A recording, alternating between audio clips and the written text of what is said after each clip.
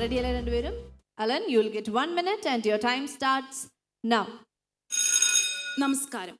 Australian പാരിസ്ഥിതിക ചിന്തകനായ Peter Singer തന്റെ ആനിമൽ ലിബറേഷൻ എന്ന് പറയുന്ന പുസ്തകത്തിൽ കൃത്യമായി പറഞ്ഞു വെക്കുന്നുണ്ട്, മനുഷ്യന്റെ ലക്ഷ്യങ്ങൾ നേടിയെടുക്കാനുള്ള മാർഗമായിട്ടല്ല മൃഗങ്ങളെ പരിഗണിക്കേണ്ടത്, മറിച്ച് സ്വതന്ത്ര ബോധമുള്ള ജീവികളായി അവയെ പരിഗണിക്കണമെന്ന്. കൃത്യമായും കാടിനുമേൽ മനുഷ്യനേക്കാൾ അധികാരമാണ് മൃഗങ്ങൾക്കുള്ളത് എന്ന് അടിവരയിട്ടുറപ്പിക്കുന്ന ഒരു വാചകമാണിത്. ആർട്ടിക്കിൾ 21 പരിധിയിലേക്ക് മൃഗങ്ങളെ കൂടി ഉൾച്ചേർത്തതോടുകൂടി 2014 സുപ്രീം കോടതി Nagaraja versus animal welfare board കേസിൽ കൃത്യമായി അടിവരയിട്ട് പറയുന്ന വാചകവും മനുഷ്യ കേന്ദ്രീകൃതമല്ല അവകാശങ്ങൾ എന്ന പദം എന്നുള്ളതും എല്ലാ ജീവജാലങ്ങളെയും ഉൾക്കൊള്ളുന്ന പ്രത്യേകിച്ചും മൃഗങ്ങൾക്ക് കൃത്യമായ അവകാശങ്ങൾ ആർട്ടിക്കിൾ 21 കീഴിൽ ഉറപ്പാക്കപ്പെടുന്നുണ്ട് എന്നുള്ള വാചകം തന്നെയാണ്. UNEP മുന്നോട്ട് വയ്ക്കുന്ന കണക്കുകൾ പ്രകാരം 75% കാട്ടുപൂച്ചകളും മരണമടയുന്നത് മനുഷ്യ മൃഗ സംഘർഷങ്ങളിൽ നിന്നുമാണ്. തീർച്ചയായും ജീവികളെ തനിക്കെതിരെ നിൽക്കുന്ന ഏതൊരു ജീവിയെയും കൊന്നൊടുക്കാനുള്ള മനുഷ്യന്റെ പ്രവണത വ്യക്തമാക്കുന്നത് മൃഗങ്ങൾക്ക് സ്വതന്ത്രമായി വിഹരിക്കാനുള്ള കാടുകളിലേക്ക് അവനല്ല അവകാശം നൽകേണ്ടത്, മൃഗങ്ങൾക്കാണ് എന്നുള്ള വസ്തുതയാണ്. Right. So now we move to Uttara. Ready അല്ലേ? Your 1 minute starts now. കാടിന്റെ ജീവനാഡിയായ മരത്തിനെ കെട്ടിപ്പിടിച്ചുകൊണ്ട് തന്റെ ജീവരക്തം കൊണ്ട് ഇന്ന് ഇന്ത്യയിലെ ഓരോ വനസംരക്ഷണത്തിന്റെ പ്രയത്നത്തിനും തുടക്കം കുറിച്ചത് ഒരു മനുഷ്യ സ്ത്രീയായ അമൃതാദേവി ബിഷ്ണോയി ആയിരുന്നു. ലോകത്തിലെ കാടിന്റെ മനുഷ്യൻ എന്നറിയപ്പെടുന്ന തനിക്ക് വേണ്ടിയും തന്റെ സഹജീവികൾക്ക് വേണ്ടിയും തന്റെ പ്രകൃതിക്ക് വേണ്ടിയും കാട് നിർമ്മിച്ച ജാദവ് പിയാങ്ങോ എന്ന് പറയുന്ന മനുഷ്യനും തന്റെ അവസാന ശ്വാസം വരെ കണ്ടൽ കാടുകൾക്ക് വേണ്ടി ജീവിച്ച കല്ലേൻ പുക്കുൺ എന്ന മനുഷ്യനും ഉദാഹരണങ്ങളായി നിലനിൽക്കുന്നിടത്ത് മനുഷ്യന് കാടിന് മേൽ അവകാശമില്ല എന്ന് പറയുന്നത് തീർത്തും യുക്തിരഹിതമായ വാദമാണ്. നിലനിൽക്കുന്ന വ്യവസ്ഥയിൽ ജീവിക്കാൻ മാത്രം കഴിയുന്ന മൃഗങ്ങൾക്കല്ല, പകരം തന്റെ ചുറ്റുമുള്ള ചുറ്റുപാടുകളിൽ എന്തെങ്കിലും ഒരു താളഭ്രംശം വന്നാൽ അത് പരിഹരിക്കാൻ സാധിക്കുന്ന മനുഷ്യനാണ് കാടിന് മേൽ അവകാശം. പ്രോജക്ട് ക്വാഗകളും അതോടൊപ്പം തന്നെ റിവ്യൂ റീസ്റ്റോറുകൾ പോലെയുള്ള സഞ്ചാരികളായ PGNസിനെ തിരിച്ചു കൊണ്ടുവരാനുള്ള മനുഷ്യന്റെ ഓരോ ശ്രമങ്ങളും ചൂണ്ടിക്കാണിക്കുന്ന ഇതാണ്. 2021 കാലഘട്ടത്തിൽ 1560 ഹെക്ടർ വനമാണ് മനുഷ്യൻ പുനർനിർമ്മിച്ചതെന്ന് വന സർവേ പറയുന്നിടത്താണ് ഇത് വ്യക്തമാകുന്നത്. Uttara and Alan, you will get 5 minutes. Your time starts now. Senior naturologist ആയിട്ടുള്ള ഡേവിഡ് രാജു പറഞ്ഞു വെക്കുന്നത് മധ്യപ്രദേശിൽ 15 ചതുരശ്ര കിലോമീറ്ററിലാണ് ഒരു കടുവയെ കണ്ടെത്തുന്നത്, ഒരു പെൺകടുവയെ കണ്ടെത്തുന്നത്. അതേപോലെ തന്നെ 50 മുതൽ 100 ചതുരശ്ര കിലോമീറ്ററാണ് ഒരു ആൺകടുവയ്ക്ക് താമസിക്കാനുള്ള വിസ്തൃതി എന്ന് പറയുന്നത്. എന്നാൽ വയനാട്ടിലേക്ക് കടന്നു വരുമ്പോൾ കൃത്യമായി 2-3 ചതുരശ്ര കിലോമീറ്ററിൽ ഒരു കടുവയെ നമുക്ക് കണ്ടെത്താൻ സാധിക്കും. ഇത് കൃത്യമായിട്ടും കാടിനെ നാടാക്കി മാറ്റി കാട്ടിലേക്ക് കടന്നു കയറാനുള്ള മനുഷ്യന്റെ ശ്രമങ്ങൾ ശക്തമാകുമ്പോൾ മൃഗങ്ങൾക്ക് അവയുടെ വിഹാര കേന്ദ്രങ്ങളെ വിട്ടു നൽകി അത് കാട് മൃഗങ്ങളുടെ അവകാശമാണെന്ന് ഉറപ്പിക്കുകയല്ലേ വേണ്ടത്? ഉത്തരം. മൃഗങ്ങൾക്ക് കാടിനുമേൽ അവകാശമുള്ളത് എങ്ങനെയാണോ അതുപോലെ തന്നെയാണ് പ്രകൃതിയിലെ മറ്റൊരിനമായ മനുഷ്യനുമുള്ളത്. കാടിനെ ആളിയിരുന്ന കാട്ടാളനാണ് അതിൽ നിന്ന് നാടും നഗരവും നിർമ്മിച്ചിരിക്കുന്നത്. അതുപോലെ തന്നെ ഇതി മിഷ്കി എന്ന് പറയുന്ന ട്രൈബൽ കമ്മ്യൂണിറ്റി, ആദിവാസി വിഭാഗം എങ്ങനെയാണ് കടുവകൾക്കുമെതിരെയുള്ള അതിക്രമങ്ങൾ തടയിടുന്നത് നമ്മൾ കണ്ടതാണ്. അവിടെയാണ് കാടിനെ സംരക്ഷിക്കാൻ ഉതകുന്നത് മനുഷ്യന് മാത്രമാണെന്ന് വ്യക്തമാകുന്നത്.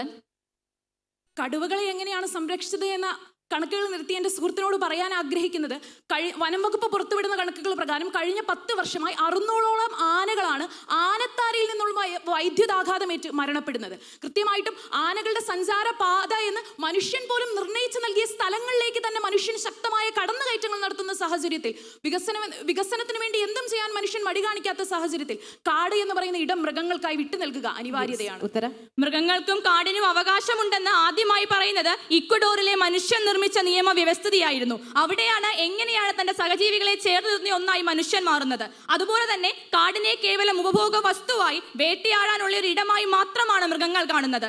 എന്നാൽ മനുഷ്യൻ ഡീപ് ഇക്കോളജി സിദ്ധാന്തം പോലെ പ്രകൃതിക്ക് എന്താണോ അതിനുള്ള ഉള്ളിലുള്ള മൂല്യത്തെ തിരിച്ചറിഞ്ഞുകൊണ്ടാണ് കാടുകളെ കാണുന്നത്. അതാണ് വ്യത്യാസം. അലൻ, മനുഷ്യൻ നടത്തിയ മാറ്റങ്ങളെ കുറിച്ച് പറയുമ്പോൾ കൃത്യമായിട്ടും ഈ മാറ്റങ്ങളും നിയമനിർമ്മാണവും ഒക്കെ മനസ്സിലാക്കി നടത്തിയ മനുഷ്യർ അടിസ്ഥാനപരമായി കണ്ട കാര്യം എന്ന് പറയുന്നത് കാട് മൃഗങ്ങൾക്കായി വിട്ടു നൽകണമെന്നുള്ളത് തന്നെയാണ്. ദേശാടന പക്ഷികളുടെ അവകാശങ്ങളെ കുറിച്ച് സംരക്ഷിക്കാൻ വേണ്ടി നിലവിൽ വന്ന സംഘടനയാണ് ബോൺ കൺവെൻഷൻ എന്ന് പറയുന്നത്.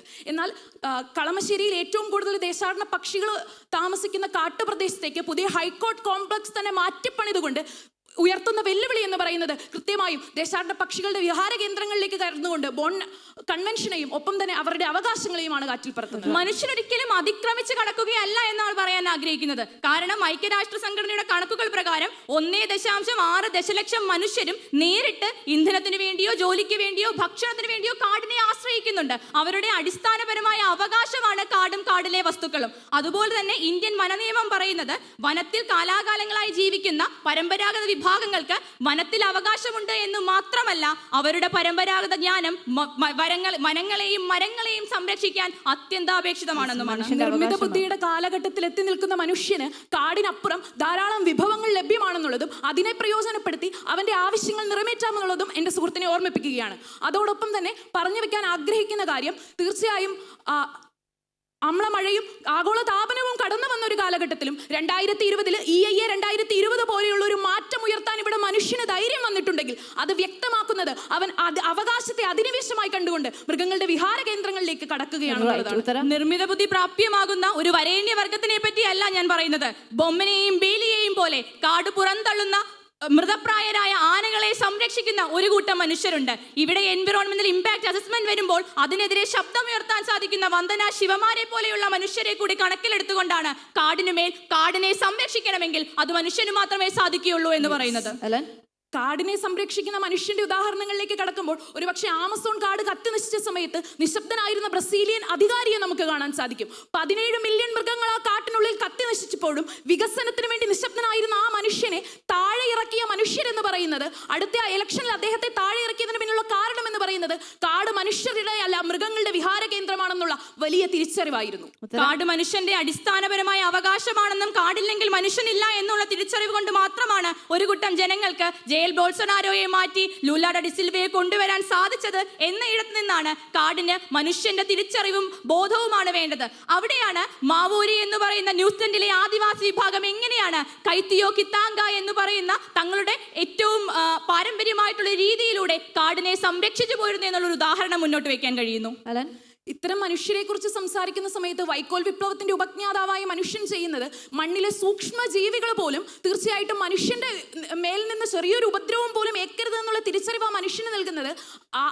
ആ സൂക്ഷ്മജീവികൾ വസിക്കുന്ന ഇടം എന്ന് പറയുന്നത് അത് സൂക്ഷ്മജീവികളുടെ വിഹാര കേന്ദ്രമാണെന്നുള്ളതും മനുഷ്യന് കടന്നു കയറാനുള്ള ഇടമല്ല എന്നുള്ള തിരിച്ചറിവുമാണ്. ഒരുപക്ഷെ തനിക്ക് ഒന്നും തിരിച്ചു കിട്ടില്ല എന്ന് തിരിച്ചറിഞ്ഞുകൊണ്ട് മറ്റു പലരും കളിയാക്കിയപ്പോൾ പോലും ഒരു ദ്വീപ് വിലയ്ക്ക് വാങ്ങുകയും അവിടെ മുഴുവൻ കാട് നിർമ്മിക്കുകയും ചെയ്ത ഉത്തര ആൻഡ് അലൻ, നിങ്ങളുടെ സമയം ഇവിടെ അവസാനിക്കുകയാണ്.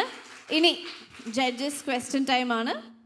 ചോദ്യം ഒരു സംശയമാണ്, ഉത്തരം പറയണം. പക്ഷെ അതായത് മനുഷ്യൻ കാട് നശിപ്പിക്കുന്നു എന്ന് പറയുന്നു. പക്ഷെ കാട് നശിപ്പിക്കുന്നു എന്ന് പറഞ്ഞാൽ വളരെ കുറച്ച് മനുഷ്യർ അല്ലെങ്കിൽ കുറച്ച് കൂടുതൽ മനുഷ്യരാണെന്ന് കൂട്ടുക. അതേപോലെ തന്നെ ഇപ്പുറത്തെ വശത്ത് പക്ഷേ കാട് സംരക്ഷിക്കുന്ന, കാട് മാത്രമല്ല മൃഗങ്ങളെ സംരക്ഷിക്കുന്ന മൃഗസ്നേഹികൾ, മറ്റേ പേട്ട പോലത്തെ സാധനങ്ങൾ, അങ്ങനെ ഒട്ടനവധി ഈവൻ നിയമനിർമ്മാണങ്ങൾ, സംഘടനകൾ ഇതെല്ലാം ഉണ്ട്. അപ്പോൾ ഒരു സാഹചര്യത്തിൽ കാട് സംരക്ഷിക്കുന്നു, മൃഗങ്ങളെ സംരക്ഷിക്കുന്നു, ഒരു വശത്ത് അത് ചെയ്യുമ്പോൾ കുറച്ച് മറ്റു ഭാഗത്ത് കാട് നശിപ്പിക്കുന്നവരുണ്ട്. എന്നാലും കാടിനെ സംരക്ഷിക്കാനും മൃഗങ്ങളെ സംരക്ഷിക്കാനും ഒക്കെ മുന്നിട്ടിറങ്ങുന്ന മനുഷ്യരെന്ന് വെച്ചാൽ വേറെ ഒരു മൃഗവും വേറെ മൃഗങ്ങളെ, ഇപ്പോൾ കടുവ വേറൊരു മൃഗത്തെ സംരക്ഷിക്കുന്നതായിട്ടൊന്നും നമുക്കറിയില്ല. മനുഷ്യൻ പക്ഷേ എല്ലാ സ്പീഷീസിനെയും സംരക്ഷിക്കുകയും എല്ലാവരും നിലനിർത്തി കൊണ്ടുപോകണമെന്ന് ആഗ്രഹിക്കുകയും ചെയ്യുന്ന ആളാണ്.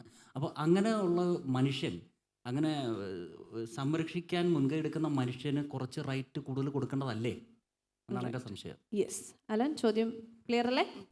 U will get 30 seconds and your time starts now. മനുഷ്യന്റെ വിവേചന ബുദ്ധിയെക്കുറിച്ച് തീർച്ചയായും നമുക്കൊരു സംശയത്തിന്റെ ആവശ്യമില്ല. പക്ഷെ ഇതേ വിവേചന ബുദ്ധി ഉപയോഗിച്ച് മനുഷ്യൻ മനസ്സിലാക്കേണ്ടത് അവന് വിഹരിക്കാൻ വളരെ സ്വതന്ത്രമായ കാടിനപ്പുറത്ത് മറ്റൊരിടമുണ്ടെന്നുള്ളതും, എന്നാൽ വന്യമൃഗങ്ങൾക്ക് വേണ്ടി കൃത്യമായിട്ട് കാട് വിട്ടു നിൽക്കുകയാണെങ്കിൽ അവയുടെ ആക്രമണങ്ങൾ പോലും ഉണ്ടാകാത്ത ഒരു സാഹചര്യത്തെ നമുക്കിവിടെ സൃഷ്ടിച്ചെടുക്കാൻ സാധിക്കുമെന്നുള്ളതാണ്. എന്നാൽ വികസനം എന്ന് പേരിട്ടും പണം മാത്രം ലക്ഷ്യം വെച്ചുകൊണ്ടും മനുഷ്യർ പലപ്പോഴും കാടുകളിലേക്ക് കയറി അതിന്റെ സ്വത്വത്തെയും അതിന്റെ സന്തുലിതാവസ്ഥയും ഇല്ലാതാക്കുന്നിടത്താണ് പ്രശ്നം എന്ന് പറയുന്നത്. കാടിന്റെ മനുഷ്യൻ എത്രത്തോളം ചെയ്യാൻ സാധിക്കുമെന്ന് പറഞ്ഞാലും കാടിന്റെ ജൈവികമായിട്ടുള്ള സന്തുലിതാവസ്ഥയെ നിലനിർത്താൻ സാധിക്കുന്നത് മൃഗങ്ങൾക്ക് മാത്രമാണ്. Thank you. Now we move to Uttara. ചിന്തയും വിവേചന ബുദ്ധിയാണ് മനുഷ്യന് മൃഗങ്ങളെക്കാട്ടും കൂടുതലുള്ള ഒരു എലിമെന്റ്. മൃഗങ്ങൾക്ക് മനുഷ്യനെക്കാട്ടും സുപ്പീരിയർ ആയിട്ടുള്ള ഒരു എലിമെന്റ് എന്താണെന്ന് തോന്നുന്നത്? മൃഗങ്ങൾക്ക് മനുഷ്യനെക്കാട്ടും സുപ്പീരിയർ ആയിട്ടുള്ള ഒരു ഇമോഷൻ എന്താണെന്ന് ചോദിക്കുന്നത്. ചോദ്യം ക്ലിയർ ആണോ Uttara? Okay, you get 30 seconds and your time starts now. മനുഷ്യന് മൃഗങ്ങളെക്കാൾ സുപ്പീരിയർ ആയിട്ടുള്ള ഒരുപാട് ഇമോഷൻസ് ഉള്ളപ്പോഴും മൃഗങ്ങൾക്ക് മനുഷ്യനേക്കാൾ സുപ്പീരിയർ ആയിട്ടുള്ള ഇമോഷൻ എന്താണെന്നുള്ള ചോദ്യത്തിന് ഒരുപക്ഷെ തൻ്റെ കെട്ടുപാടുകൾക്കുള്ളിൽ നിന്നും പുറത്തിറങ്ങാൻ വിസമ്മതിക്കുന്നതു എന്നുള്ളതാണ് മൃഗങ്ങൾക്കുള്ള ഏറ്റവും വലിയൊരു, അതൊരു പക്ഷേ ഗുണമായിട്ടോ ദോഷമായിട്ടോ നമുക്ക് കാണാൻ സാധിക്കും. പക്ഷേ അതേ ഗുണം തന്നെ കാണുമ്പോൾ തൻ്റെ ആവാസവ്യവസ്ഥയിൽ നിന്ന് പുറത്തിറങ്ങാതിരിക്കുന്ന മൃഗങ്ങൾ, ആ മൃഗങ്ങൾ നിൽക്കുന്ന കാടിനെ അവർക്കൊരിക്കലും സംരക്ഷിക്കാൻ കഴിയില്ല എന്നുള്ളതാണ്. അവിടെയാണ് മനുഷ്യന്റെ കൃത്യപരമായിട്ടുള്ള ഇടപെടലുകളിലൂടെ, പറഞ്ഞ വിവേചന ബുദ്ധിയിലൂടെ അത് തിരിച്ചു കൊടുക്കുന്നത്. റൈറ്റ്. ഓൾറൈറ്റ്, നമ്മൾ നിങ്ങളുടെ ഡിബേറ്റിംഗ് സെഷൻ ഇവിടെ കഴിഞ്ഞിരിക്കുകയാണ്. രണ്ടുപേരും ഒന്ന് കൈകൊടുത്ത് പിരിഞ്ഞോളൂ. Let me invite the next pair on the stage. Federal Bank Speak for India, Kerala Edition Season 8 in association with Madhrbhoomi.